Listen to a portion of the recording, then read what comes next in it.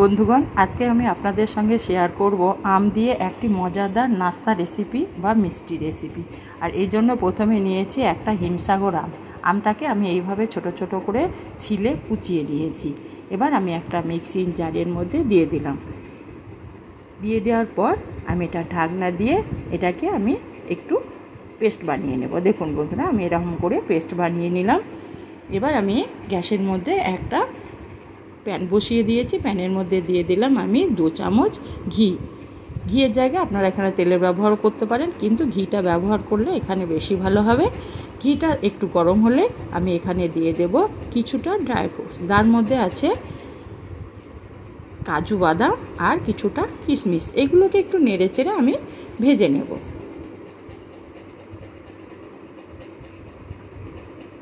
দু 3 মিনিট মতো আমি এগুলোকে একটু ভেজে নিলাম। এবার আমি এখানে দিয়ে দেব 1 কাপ সুজি। সুজিটা আমি ড্রাই ফ্রুটসের সঙ্গে আবারও কিছুক্ষণ গ্যাসটাকে মিডিয়াম করে ভেজে নেব।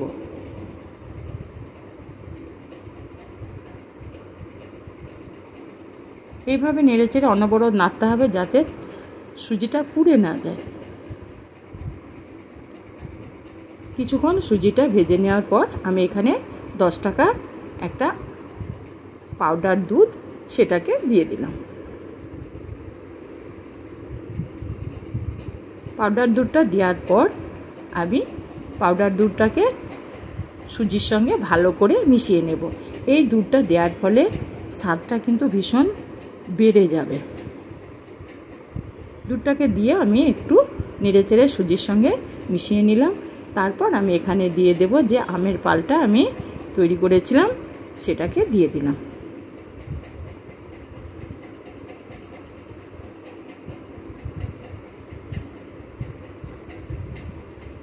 এবার আমের পালটা দেওয়ার পর আমি সুজির সঙ্গে ভালো করে নেড়েচেড়ে এভাবে মিশিয়ে নেব। আর গ্যাসটাকে আমি এখন মিডিয়াম থেকে একটু কমিয়ে দিয়েছি যাতে তলে পুড়ে না যায়। কিছুক্ষণ নেড়েচেড়ে নেওয়ার পর আমি এখানে দিয়ে দেবো যে কাপ মেপে আমি সুজি নিয়েছিলাম সেই কাপ মেপে দিয়ে দিলাম দুধ। দুধটা দেওয়ার পর আবারও আমি নেড়েচেড়ে কিছুক্ষণ জাল করে নেব, অর্থাৎ আমি সুজিটাকে একটু সেদ্ধ করে নেব। এইভাবে নাড়তে নাড়তে সুজিটা কিন্তু সেদ্ধ হয়ে যাবে।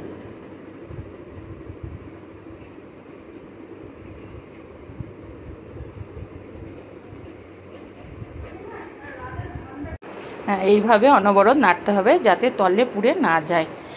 এবার আমি এখানে দিয়ে দেব চিনি। সুজির থেকে একটু কম, তার থেকে এই সমান সমান না নিয়ে একটু কম নিয়েছি, কারণ মিষ্টিটা আপনারা আপনাদের পছন্দ মতো দিয়ে নেবেন। কারণ আমটা আমার ভীষণ মিষ্টি ছিল, সেই জন্য আমি চিনিটা সমান সমান দিলাম না। এবার চিনিটাকে দিয়েও আমি অনবরত এইভাবে নাড়তে থাকবো। যতক্ষণ না চিনিটা সম্পূর্ণভাবে গলে যাবে ততক্ষণই আমি এইভাবে নাড়তে থাকবো। আর এটা অটোমেটিক একটা ডো রেডি হয়ে যাবে। এই নাড়তে নাড়তে আমি এখানে দিয়ে দিলাম কিছুটা এলাচ, যেটাকে আমি থিতো করে রেখেছিলাম সেটাকে দিয়ে দিলাম। এবার আমি অনবরত আবারও নাড়তে থাকবো। আর এখন আমি গ্যাসটাকে কমিয়ে দিয়েছি।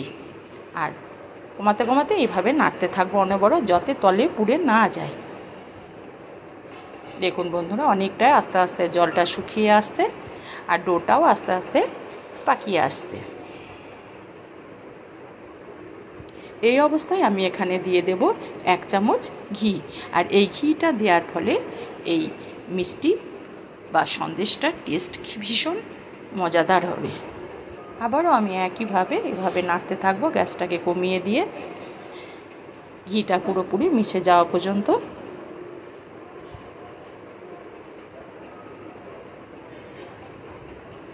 এইভাবে আমি একইভাবে নাড়তে থাকবো যাতে তলে পুড়ে না যায়।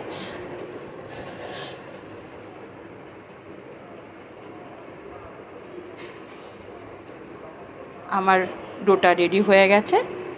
এই অবস্থায় আমি এটাকে নামিয়ে নেব। আর একটা থালা নিয়েছি, থালার উপরে অল্প একটু ঘি বুলিয়ে দিলাম। ঘিটা বুলিয়ে দেওয়ার পর আমি যে সুজি আমের ডোটা রেডি করেছি সেটাকে দিয়ে দিলাম। দিয়ে দেওয়ার পর আমি এইভাবে ছড়িয়ে দেব।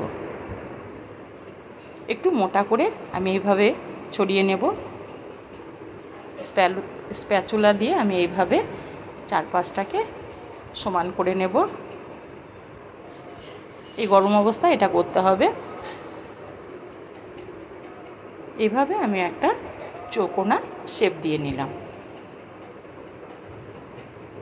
দেখুন বন্ধুরা, একদম পুরোপুরি একটা চৌকোনা শেপ হয়ে গেল।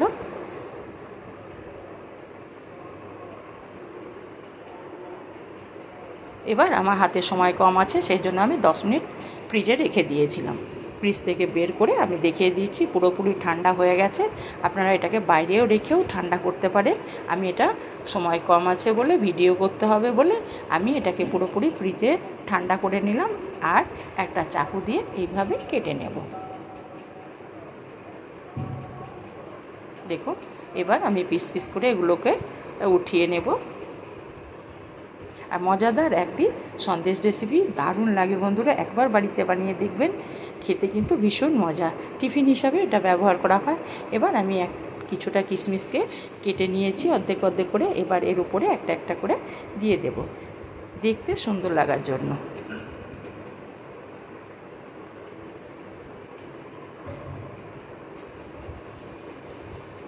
এবার এগুলোকে আমি একটা প্লেটে উঠিয়ে নেব, দিয়ে আমি পরিবেশন করব।